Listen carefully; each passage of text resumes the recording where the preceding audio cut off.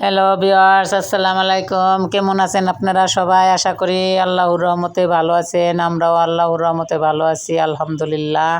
আজকে আপনাদের সাথে রেসিপি একটা ভিজানো পিঠার একটা রেসিপি শেয়ার করব, যাকে বলে দুধ চিতই পিঠা। দেখুন, বাজার থেকে গুড়ি কিনে আনছে। এখন কি সুন্দর করে গুড়িটা মাখতেছে। আগে মেখে রেখে দেব, 2 ঘন্টার মতন রেখে দেব। তারপরে 2 ঘন্টা রাখলে ধরেন জিনিসটা একবারে সুন্দর মতনই হয়ে যাবে। মাখা মাখা করে রুটির যেমন ডো বানান ওইভাবে সুন্দর, ওর থেকে একটু নরম, রুটিটা একটু শক্ত, ওর থেকে একটু নরম করে সুন্দর করে মেখে রাখবো। এই যে দেখুন, এই যে এইভাবে আটাটা মেখে রাখলে সুন্দর আটাটা এই হয়ে থাকবে, ভিজা থাকবে। তারপরে রেখে দেবো সুন্দর করে ঢেকে। এই যে দেখতে থাকুন। আর আমাদের চ্যানেলটা, আমাদের ভিডিওটা কোথাও একটু ভালো লাগলে কমেন্ট, শেয়ার, সাবস্ক্রাইব করে আমাদের পাশেই থাকবেন, আমাদের সাথেই থাকবেন। এই যে দেখুন, এই যারা করেছেন, সাবস্ক্রাইব করেছেন, তাদেরকে অসংখ্য অসংখ্য ধন্যবাদ। আর যারা এখনও করেননি তারা শীঘ্রই করে দিবেন আশা করছি। এই যে দেখছেন, এই যে কী সুন্দর, আপনারা যেন কিছু একটা শিখতে পারেন। নতুন রাঁধুনি যারা আছেন, এই দুধ চিতই পিঠা সবাই বানাতে পারবেন। এই যে এখন ঢেকে রেখে দেবো 2 ঘন্টার মতন। এই যে গুড় দিয়ে দিলাম, গুড় সুন্দর গলে গেলে তারপরে ভিতরে একটু জাল দিতে হবে।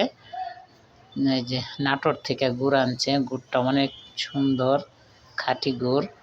এখন গুড়টা দিয়ে ভিজাবো পিঠা। গুড়টা জাল করে নেব। এর মধ্যে 2টা এলাচ দিয়ে দিলাম, 2টা তেজপাতা, 2 টুকরা দারচিনি দিয়ে জাল করে সুন্দর করে নিচ্ছি। আর এই যে পিঠার গুলাটা এখন শুধু পানি দিচ্ছি। আর যত যত মাখবেন তত পিঠাটা সুন্দর ফুলবে, অসংখ্য ছিদ্রযুক্ত হবে। আর 1 চামচ এই যে সিক্রেট মশলা, এটা দিলে পিঠা ফুলবেই ফুলবে, পিঠা নরম হবে, পিঠা সুন্দর হবে। এই যে দেখুন পিঠাটা, এই যে এখন পিঠাটা বানাতে নিয়ে আসলাম। রসটা জাল করে সাইডে রেখে দিছি। এখানে এই যে লোহার ছাঁচ বসিয়ে দিছি চুলার উপরে, কিন্তু গ্যাস কম। তারপরে এই ঢাকনাটা দিলে পিঠাগুলো অনেক সুন্দর ফুলে, সুন্দর মতন পিঠা হয়। এই যে পিঠাটা ভিজাইলে একবার সাথে সাথে গলে যায়, পিঠার কোনো থাকে না, মানে এত সফট, এত নরম, পিঠাটা খেতে অনেক স্বাদ। দুধ চিতই দেখুন কীভাবে বানাচ্ছি দেখতে থাকুন। এই যে পিঠাগুলো কি সুন্দর ফুলছে, একটু খেয়াল করে দেখুন। নতুন রাঁধুনি যারা আছেন সবাই বানাতে পারবেন এরকম দুধ চিতই পিঠা। খেতে ইচ্ছা করলে বাজার থেকে ঘুরে কিনে আইনে শুধু বানাবেন। পিঠাগুলো যেমন সুন্দর হচ্ছে, এমন পিঠার পিছন সাইডেও করে কি সুন্দর পারফেক্টভাবে আর মশমশা হচ্ছে। গোশ দিয়েও খেতে পারবেন, গোশ দেওয়া, ভর্তা দেওয়া। আর পিঠাগুলো কি সুন্দর জালি জালি হচ্ছে। যত মাখবেন তত সুন্দর হবে পিঠা, মাখা যত সুন্দর হবে পিঠা তত সুন্দর হবে। আর এই পিঠাগুলো ভিজালেও একবারে সুন্দর মোমের মতন গলে যাবে, মানে উঠাইতেই ভেঙে যায়, এত সুন্দর হয়েছে পিঠাগুলো।